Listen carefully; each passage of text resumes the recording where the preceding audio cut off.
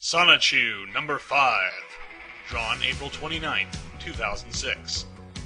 On the cover, we see a gigantic Mary Lee Walsh holding a mirror with Christian Chandler trapped inside. Ha! Ha! Ha! Ha! laughs Mary Lee Walsh. Well, this stinks, thinks Chris. You won't get away with this, Mary Lee Walsh, says Sonichu.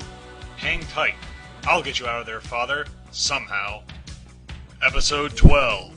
Christian Chandler in My Best Friend's Cherokian Wedding. Drawn May 24th, 2006, for May 29th, 2006, Memorial Day.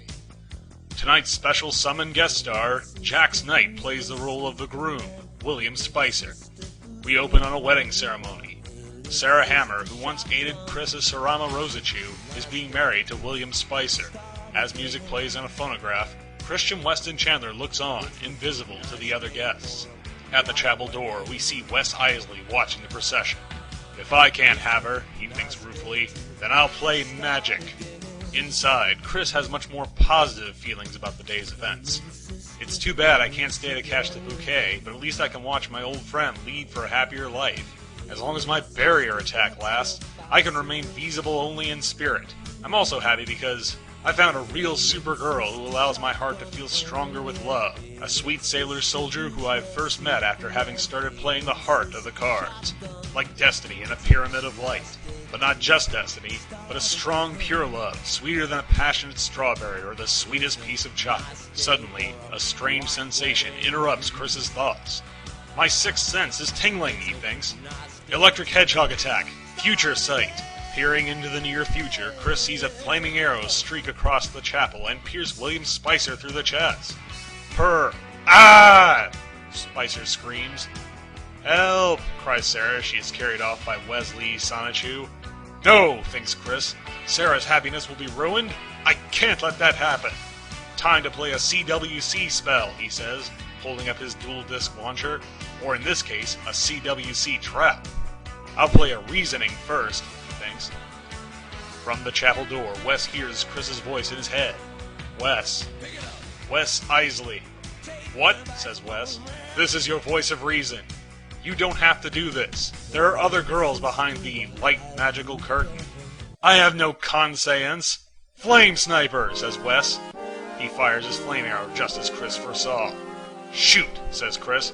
Activate negative attack. A shield appears, blocking the flame arrow and saving Spicer's life. What is that? Asks one of the guests. Fire, says another. Liar, liar, cries the third.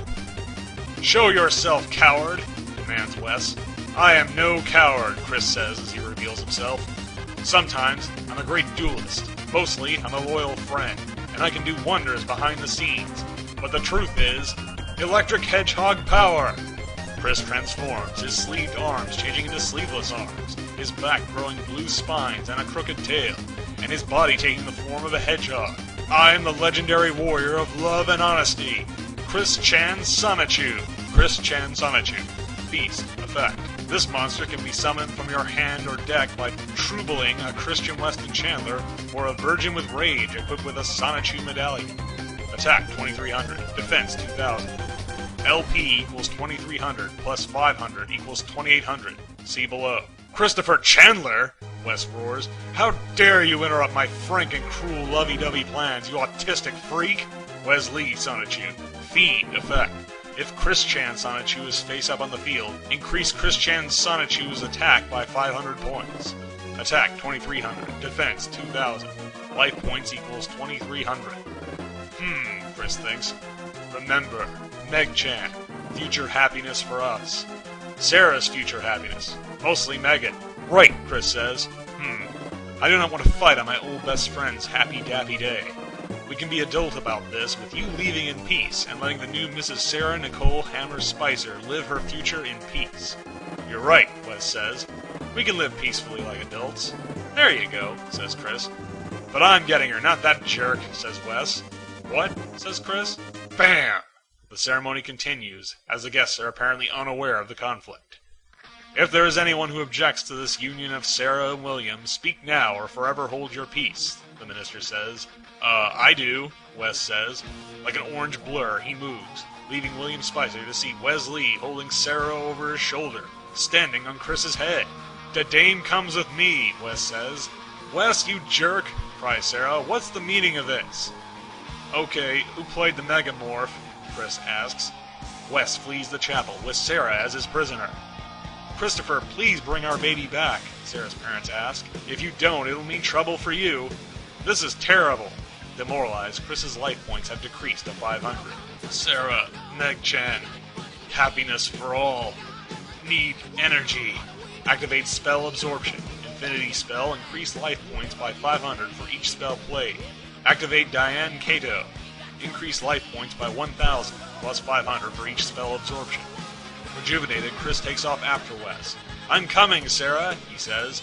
"Time to activate my quick spells with my CWC spells." Activate CWC spells, quick spells, LP plus 500. "Goodbye, magical mallet. Hello, helpful duo spells." Chris's LP is now 2,500. CWC spells, quick spells. Discard one spell card from your hand. Add 2 spell cards from your deck to your hand. Shuffle your deck afterwards. Soon Chris is caught up to Wes. "Hey Wes, Apple Core." "Baltimore," says Wes. "Who's your friend?" asks Chris. "Me?" asks Wes. "Right, my turn," says Chris. "Draw a card. Stand by. Activate creature swap." Both players select one monster on their respective sides of the field and swip control of those monsters with each other. The selected monsters can't change their battle positions this turn. Sarah suddenly finds herself in Chris's arms, then he turns around and runs back to the chapel. "What, Chris?" she says. "Hang tight," says Chris. "I'll get you back to the church on time." "Darn him and his stupido magic," growls Wesley. "I'm the one with the rabbit." Wesley locks onto Chris and fires his Fire Blast flamethrower. "Yikes," says Chris. "Sweet," thinks Wes as his blast catches up to Chris. But suddenly a flying tiara trips Wes, causing the beam to backfire on him instead. "What the flame happened?" Wesley asks. "Who saved us?" Sarah asks. "Yeah, she's here," thinks Chris. The interloper reveals herself to be a woman in a Sailor Moon outfit, partnered with a lavender skunk. "A wedding ceremony has no place for burned-up exes," she says. "Plotting from behind a sacred column serves no love or justice. We are sailor soldiers, and to destroy the dreams of an old friend of ours is unforgivable," adds the skunk. "And we stand for the lights of every heart and justice. And the hopes and dreams of the future happiness earned from tortured times are priceless. I am Magaji the Skunk. I am Sailor Megtoon. In the name of all hearts, we shall punish you. How dare you two?" says Wes. "I will not be taken down by the likes of you." He fires a flamethrower from his mouth. "Megtoon, rockin' hurricane," says Sailor Megtoon. He uses a guitar to foil Wes's attack. "Wow, that girl can sure rock," says Sarah. "You sure know a winner, Chris." "Christopher?" Chris is on his knees, overcome with his love and admiration for Sailor Megtoon. "Ah, Mega my heart," he thinks, as his life points skyrocket to 7,000. Magaji slaps him over the head. "That hurt," Chris whines. "This is not the time to oogle my maternal creator," she growls. "You had to play that last CWC spell." "Yeah, you're right," Chris says. "You played your part well," he thinks. "Activate Dark Core. By discarding one card from my hand, sorry, Dark Magician Girl, I can remove Wesley Sonichu from play and send him home." The Dark Core appears over Wesley, but he is still knocked out from Megtoon's attack. "Oh, he's stuck in the shifting sands. I'll have to putt," says Chris, producing a lightning bolt in his hand. He swats Wesley into the Dark Core and he disappears. "That's duel," Chris says. Later, at the church, sigh. Sarah almost lost her straightforward shot to long happiness. "I hope that I will get to walk down that aisle someday myself, with no trouble," Chris thinks. Asymmetrical feelings. I love Megan, yet she's not ready to return or seek it. I'd feel better if I could chat with her on the phone, although she's uncomfortable doing that. Our email communications are okay, but Spiok speaks louder than typed words. "Chris, could you come up to the room with a balcony, please?" "Huh?" "Think fast." A bouquet of flowers drops into his hands. Chris looks up to see Sarah at the balcony. "I wanted to thank you for the wonderful childhood years between you and me, and for being by my side today. I wish you the best of your Megan's love. Good luck to you, Christopher Chandler." "Thank you, Sarah," Chris says. "I wish you the happiest of years as well. Catching a bride's bouquet is a sign meaning a strong chance of marriage for you within a few years." End.